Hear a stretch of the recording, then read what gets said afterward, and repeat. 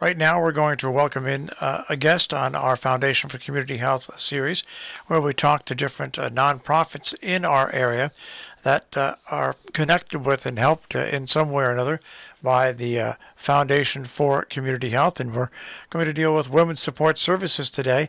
Stephen Montagna will be joining us. He's the Director of Community Engagement and Prevention Education. Stephen, good morning and thanks for joining us. Good morning. Good to be with you. Let's get a little background on you. This is the first time I'm seeing your name and hearing your name. A little background on who you are, where you came from, and how you wound up at Women's Support Services. Sure. I'll mention that I'll do the best I can. I'm an hour behind you all right now because I'm actually joining you from Madison, Wisconsin, which is where I have lived for the better part of the last 30 years. And so I'm on my way. That is, I've been on the ground. I've been visiting periodically over the last several months to get to know the area, but the relocation has not yet taken roots. But because of COVID and a variety of factors. But I have been a part of the violence prevention movement, like I said, for the better part of the last 30 years. I grew up in the New England area, wound up in Madison for grad school, and completely by accident stumbled into the violence prevention movement through a group out here called Men Stopping Rape. So joined looking at masculinity and my role as a man in the world, in the movement, how I had been raised to be a man, what the expectations, myths that I was taught by the culture. And once you start looking at these issues and understanding the statistical realities of what's happening in our communities, the impact on people's lives, you can never go back to not seeing it. So I've worked in the movement and worked at state-level coalitions, national coalitions, and then lo and behold, when COVID hit, it precipitated a number of changes. And at Women's Support Services, there were a couple of staff that took that opportunity or that moment in time to kind of revisit where they were at and where they wanted to be. And so a couple of staff departed and opened up vacancies on the prevention team. And myself and my other colleague, Haiti Lopez Rosado, who is on the prevention team, and she is coming in from Puerto Rico. So we've been working remotely since January, and looking forward to actually being able to be in person and working in an office with a group of people and being able to actually step into schools instead of being on a big screen in the room. It's interesting listening to you talk. In this country, we are fighting a couple of wars in this country. One, of course, is the racial war, the difference between black, brown, and red Americans and white Americans, and something that we thought we had pretty much gained a lot on and found out that we haven't. And, of course, the violence against one another, especially violence against women. I mean, I'm 68, and I come from a culture where things were totally different when I was growing up in the 70s and 80s. And I think the problems that we face, being their cultural differences, and they come from, we try to compare nowadays to 15, 20 years ago, and it just doesn't fly. But I think right up there along with the problem with the inequality in race is the fact that violence against women was once, I'm going to say this, and it sounds horrible but true, violence against women seems to be once, at one time, a long time ago, accepted, then it was tolerated. Now it is not tolerated. It is not accepted in any form or matter. And I would just kind of take your look at it, because, of course, the latest case is a technicality allowed a famous star to be released from prison early, even though he admitted drugging women. And folks, drugging women is violence against women. Where do you think we stand in this country dealing with the violence against women and the way women are treated? Well, there's the you and I are slightly different generation. I'm a few years behind you, but I still of that time. We may remember an ad campaign for a cigarette brand that used the slogan, "You've come a long way, baby." And so we've come a long way. We've made progress, and we still are steeped in it. And this is part of what we do in our prevention education programming.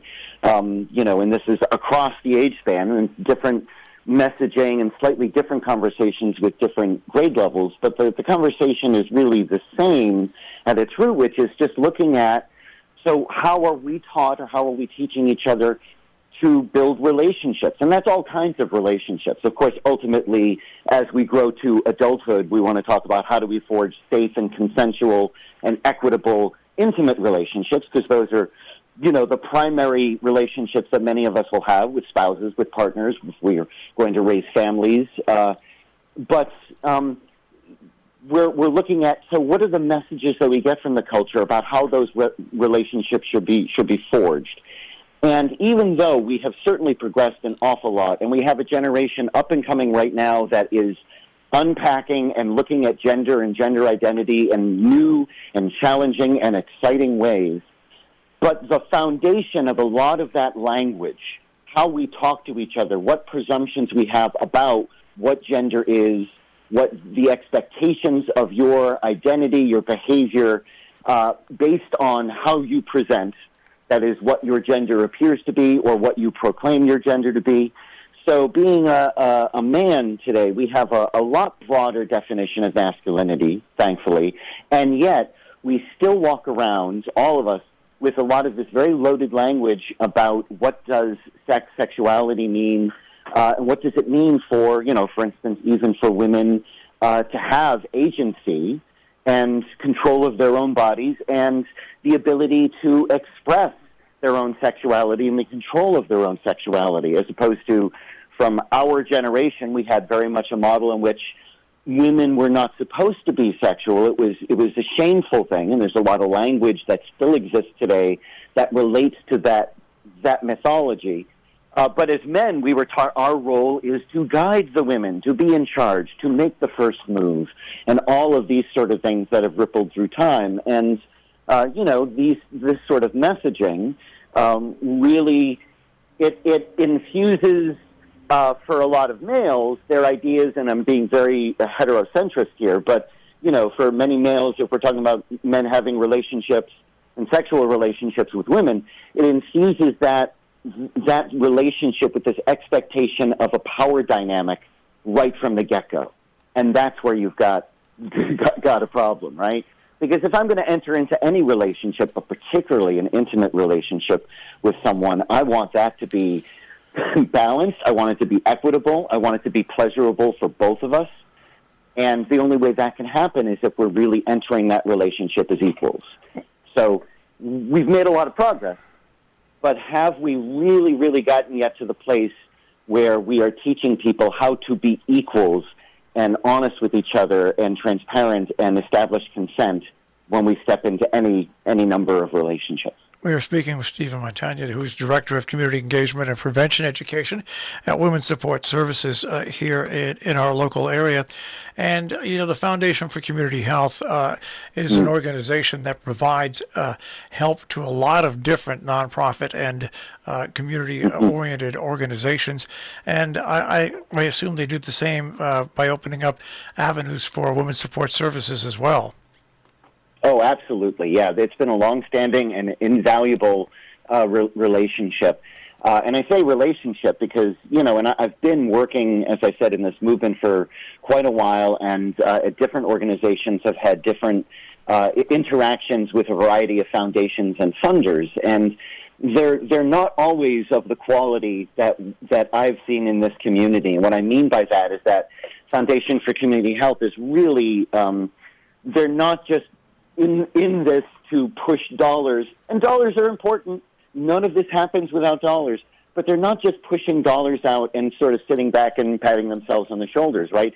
They're really stepping in and stepping up in helping to forge the relationships, and as you heard your previous guest elaborate on, that they're coming from a place of collaboration and really looking with a lens on what is best for the whole community, what are the resources on the ground, and how can they help kind of stitch together that connective tissue so that everybody is able to do their best work.